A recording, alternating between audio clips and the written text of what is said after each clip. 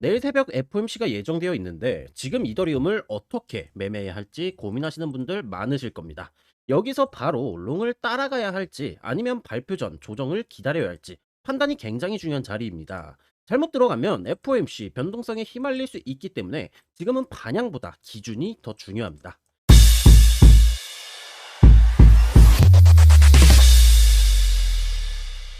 안녕하세요. 이더리움 단타 기준을 매일 정리해드리는 트레이더 세윤입니다. 오늘 FOMC에서 중요한 건 단순히 금리를 동결하느냐 마느냐가 아닙니다. 시장에서는 이번 회의를 금리 동결 가능성이 가장 높은 회의로 보고 있고 CME 패드워치 기준 98.9%로 동결 쪽에 무게가 실려 있는 상황입니다.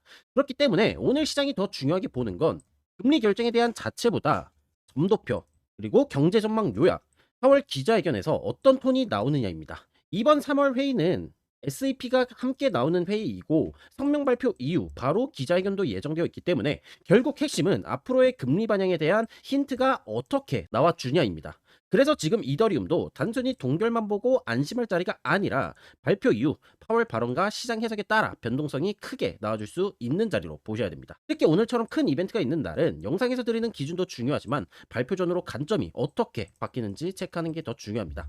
그래서 실시간 브리핑과 실제 진입 관점은 인사이트방에서 계속 공유드리고 있으니 필요하신 분들은 아래 고정 댓글 링크 참고해 주시면 되겠습니다. 먼저 오늘 결론부터 말씀드리겠습니다. 현재 이더리움은 상승 추세 안에서 응축이 진행 중이기 때문에 저는 이번 흐름을 상방으로 보고 있습니다. 다만 오늘은 추격 매매보다는 응축 구간 안에서 기준을 잡고 대응하는 것이 더 중요합니다.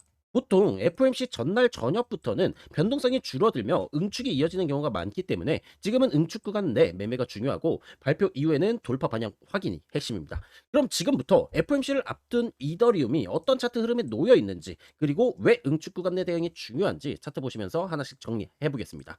자, 먼저 작도 관점부터 설명을 드려보겠습니다. 자, 일본 기준으로 봤을 때 일본 기준 피보나치 대 0.38이 되돌림인 2380불 그리고 2390불 구간에 위치한 이 수평 저항선 가로줄 구간에서의 저항을 받아주고 있는 모습입니다. 해당 구간에서 저항을 받아주며 가격은 1시간봉 기준 수렴 혹은 단기 박스권의 형태로 가격이 응축 중인 모습임을 체크를 해볼 수가 있겠고요.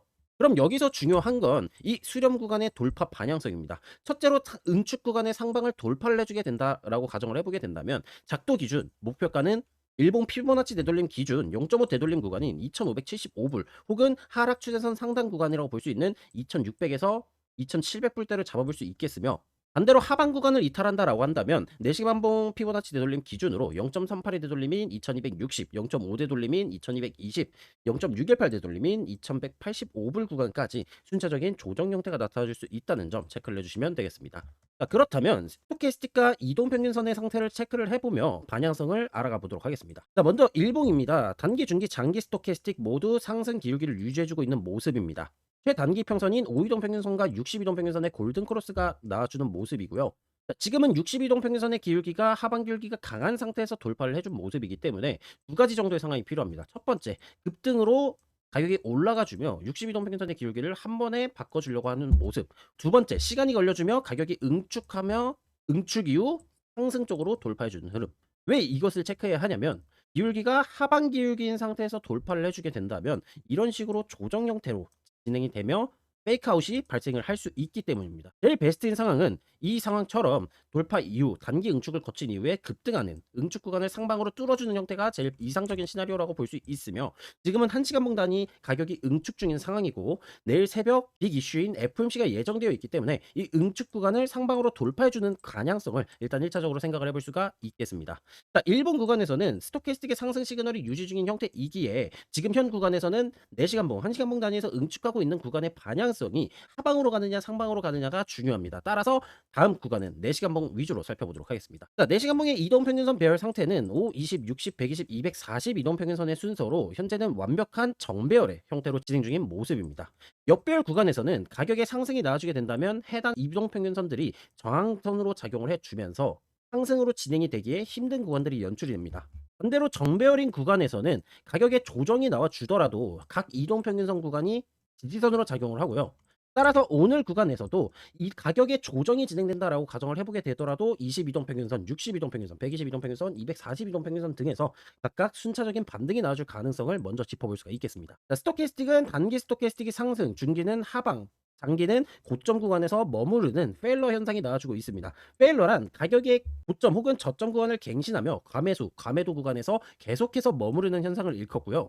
4시간봉의 장기 스토캐스틱 기준 페일러가 진행 중이며 일봉 스토캐스틱 상위 시간봉에서 보조지표 상승 시그널이 유지되고 있었기 때문에 장기 스토캐스틱이 데드크로스가 발생하며 과매수권을 이탈하는 것이 아닌 계속해서 페일러 상태로 진행되는 가능성을 또 한번 생각을 해볼 수가 있겠습니다. 자, 그렇다면 1시간봉 기준으로는 어떻게 진행이 되고 있냐? 1시간봉도 마찬가지로 5, 20, 60, 120, 240 이동 평균선이 응축하는 흐름이 나타나주고 있고요. 이 응축 구간이 중요한 구간입니다. 1시간봉에서 살펴봤을 때 60 이동 평균선의 기울기는 상방 기울기로 강하고 20 이동 평균선의 기울기는 상방, 하방 그리고 평행을 반복하며 횡보하는 형태를 보여주고 있습니다. 자, 그렇다면 22동 평균선과 62동 평균선이 응축하는 형태로 진행이 되어 줄 겁니다. 이 이동 평균선의 응축이 진행이 되면은 무조건적인 폭발이 나와주게 됩니다. 이전 차트에서 예시상을 보자면 자, 이동 평균선의 응축 이후 폭발이 나와주며 역별로의 전환이 완료가 되어 주고요. 그 이후 20과 60 이동 평균선들의 응축이 일어나고 다시 한번 폭발이 나와줍니다. 그럼 이 폭발 구간을 체크해 보고 우리가 알 수 있는 점은 뭐냐?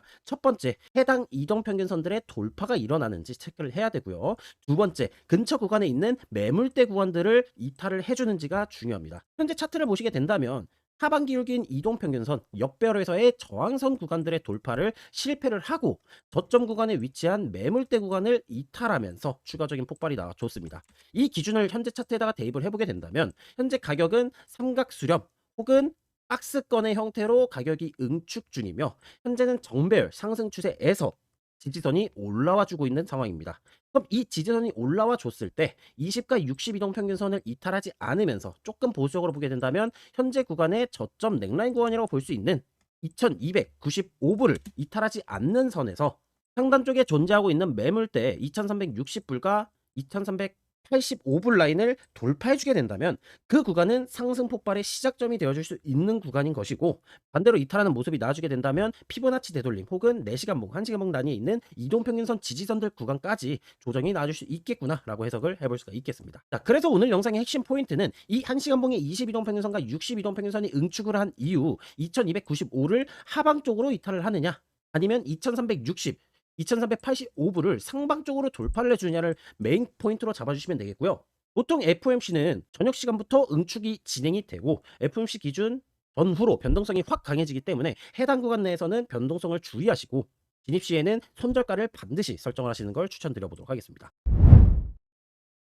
자, 그렇다면 오늘 단타 매매 기준은 어떤 식으로 진행을 하느냐? 먼저 첫 번째는 발표 이후 응축의 돌파 방향 확인이 핵심이고요. 단타 매매 기준은 현재는 상승 추세 중 응축 구간에 머무르고 있는 구간이기 때문에 1시간봉의 22동 평균선을 중심으로 매매 전략을 세워주시면 됩니다. 응축 구간 중 22동 평균선이 중심선으로 작용을 하고 있는 모습이에요. 돌파하고 상승하고 이탈하고 하락하고 돌파하고 상승하고 이탈하고 하락하고 따라서 1시간봉의 22동 평균선에 해당하는 5분봉의 242동 평균선을 기준으로 아래쪽 구간에서 신호등 지표 매도 신호가 등장한다면 숏관점으로 242동 평균선의 위 구간에서 신호등 지표에 매수 신호가 등장하게 된다면 롱관점으로 접근을 해주시면 되겠습니다. 더 트레이더 세유는 저와 함께 트레이딩할 분들을 모집하고 있습니다. 24시간 실시간 브리핑 기반 실시간 단타 관점 공유, 그리고 영상에 나온 신호등 지표까지 함께 받아보실 수 있습니다. 신청은 아래 고정 댓글을 확인해주세요. 오늘 영상이 도움이 되셨다면 구독과 좋아요 한 번씩 부탁드리고요. 데일리 관점과 실제 진입 포지션은 인사이트 방에서 확인하실 수 있습니다. 링크는 아래 고정 댓글 참고해주시고 저는 다음 브리핑에서 다시 찾아뵙겠습니다. 시청해주신 여러분들 모두 감사합니다.